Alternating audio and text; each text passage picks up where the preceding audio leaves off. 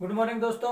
Question number हमारा 11 9.1 का question number 11 है, जो कह रहा है एक्स एक्स पर वह बिंदु ज्ञात कीजिए जो बिंदु -2, -5 और 2, -3 से समान दूरी पर स्थित है। मतलब कहने का मतलब यह है कि हमें दो बिंदु दे रखे हैं और ए बिंदु का जो निर्देशांक दिया हुआ है वो दिया हुआ है -2, -5 और दूसरा बिंदु बी है उसका निर्देशांक दिया हुआ है 2, -3।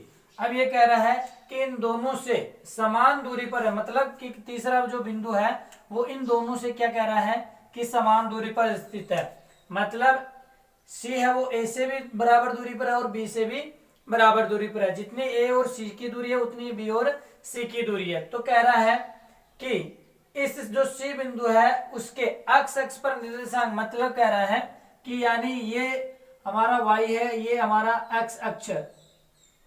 तो यहाँ पर ये हमारा O है जिसके निर्देशांक होते हैं 0 0, यानी मूल बिंदु हो गया। उसके बाद यानी जो एक्स अक्ष क्षैतिज जो रेखा है उस पर हमेशा जो y की वैल्यू होगी वो क्या होगी, 0 होगी। y की वैल्यू क्या होगी, 0 होगी। मतलब क्या कह रहा है, y की वैल्यू 0 है तो यहाँ पर हमें ज्ञात करना है x का निर्देशांक। हमें x की वैल्यू ज्ञात करनी है। तो इस सवाल के अंदर हम देखेंगे, देखो जो हमारा दूरी सूत्र का जो सूत्र है वो है, सबसे पहले हम ये ले लेते हैं AC। तो AC बराबर x1 माइनस x2 का whole square plus y1 minus y2 का होल स्क्वायर। इनका क्या करना है, हमें रूट करना है। ठीक है। दूसरी जो समीकरण होगी हमारी वो BC की होगी। तो सबसे पहले हम ये जो जो निर्देशांक होते हैं उसके अंदर जो पहली वैल्यू होती है वो हमेशा किसकी होती है, अक्ष की होती है। दूसरी जो होती है वो y की होती है। मतलब भुज और कोटि, एक निर्देशांक के अंदर दो भुज और कोटि दोनों इंक्लूड होते हैं। तो यहाँ जो अक्ष के वैल्यू जो पहला मान होता है किसी निर्देशांक में वो अक्ष का होता है, दूसरा जो मान होता है वो किसका होता है, y का होता है। तो सबसे पहले ये हमारा क्या हो गया, देखो ए और सी के अंदर x1 हमारा हो जाएगा -2, उसके बाद x2 हमारा x1 हो जाएगा, x हो जाएगा, x2 हो गया हमारा x। उसके बाद y1 है हमारा -5 और y2 हो जाएगा हमारा 0। तो यहाँ x1 इनकी जो वैल्यू है वो हम रख लेते हैं। तो यहाँ पर देखो सबसे पहले x1 की जो वैल्यू है हमारे पास कितनी है, -2। तो यहाँ पर हम रखेंगे -2। उसके बाद सूत्र का जो माइनस है वो माइनस रखेंगे। x2 की वैल्यू कितनी है, x, ये x2 की हम वैल्यू रखते हैं। उसके बाद प्लस हो गया। y1 की वैल्यू कितनी है, y1 हमारे पास -5, तो ये -5। उसके बाद जो सूत्र है वो रखेंगे, सूत्र का जो माइनस है वो रखेंगे। उसके बाद y2 की वैल्यू है हमारे पास 0, उसका होल स्क्वायर। अब यहाँ पर हमें क्या करना है, तो सबसे पहले इन दोनों को हल करना है। तो ये हो गया हमारा -2 और -x, इनका होल स्क्वायर प्लस। अब ये -5 है और ये 0 की भी 0 ना प्लस माइनस, यानी किसी भी 0 से किसी मान में परिवर्तन नहीं होगा। मतलब यहाँ पर हमारे पास क्या रह गया, -5 का होल स्क्वायर हो गया। अब यहाँ देखो ये हमारा जो सूत्र लग जाता है a माइनस बी का होल स्क्वायर। तो मतलब यहाँ पर क्या हो गया, a square minus 2ab plus हो जाएगा b स्क्वायर। मतलब इस सूत्र का हम यहाँ प्रयोग करेंगे। तो सबसे पहले ये हमारा a है, ये हमारा b, मतलब इसके एक का वर्ग करेंगे, मतलब एक का वर्ग करेंगे -2 का वर्ग करेंगे तो यहाँ प्लस का 4 हो गया। उसके बाद यहाँ माइनस, मतलब क्या कह रहा है, इन दोनों संख्याओं को जब आपस में मल्टीप्लाई करेंगे तो माइनस माइनस यहाँ पर क्या हो जाएगा, प्लस हो जाएगा। और 2 को अक्स से गुणा करेंगे तो 2x, और फिर 2 से मतलब कितना हो गया यहाँ पर 4x। उसके बाद अक्स की स्क्वायर करेंगे तो माइनस माइनस प्लस और अक्स का स्क्वायर हो गया। उसके बाद प्लस -5 का वर्ग कितना होता है यहाँ पर 25। अब यहाँ ये प्लस का 4x क्यों आया, मैं बता देता हूँ आप लोगों को कि यहाँ पर क्या कह रहा है, a हमारे पास कितना है -2 है और b हमारे पास कितना है -x, ये -x। अब जब इन दोनों को आपस में जब मल्टीप्लाई करोगे तो माइनस माइनस तो क्या हो गया प्लस, और 2 को x से गुणा किया तो 2x, उसके बाद जो सूत्र से 2 मल्टीप्लाई आ रहा है मतलब 4x। इस प्रकार यहां पर हमारे पास कितना आया 4x। अब इसके बाद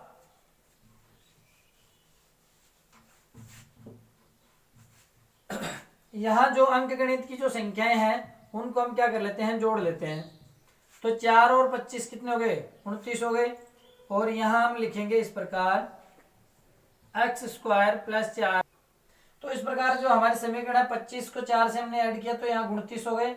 उसके बाद एक्स स्क्वायर प्लस का 4x। अब यहाँ पर हम दूसरी समीकरण बना लेते हैं। जो दूसरी समीकरण है हमारी वो हो जाएगी हमारी BC। तो देखो AC की वैल्यू हमारे पास कितनी आ गई, x square plus 4x plus 29 का रूट। यहाँ इसी प्रकार हम क्या कर लेते हैं BC, मतलब BC बराबर हमारा क्या हो गया x1 माइनस x2 का होल स्क्वायर, सेम सूत्र लगेगा x1 माइनस x2 का whole square plus y1 minus y2 का होल स्क्वायर। तो यहाँ पर देखो सबसे पहले x1 हमारा क्या रहेगा, यहाँ पर x हो जाएगा। उसके बाद x2 हमारे पास 2 हो जाएगा। तो यहाँ पर x1 की वैल्यू हमारे पास हो जाएगी x, तो ये x हो गया।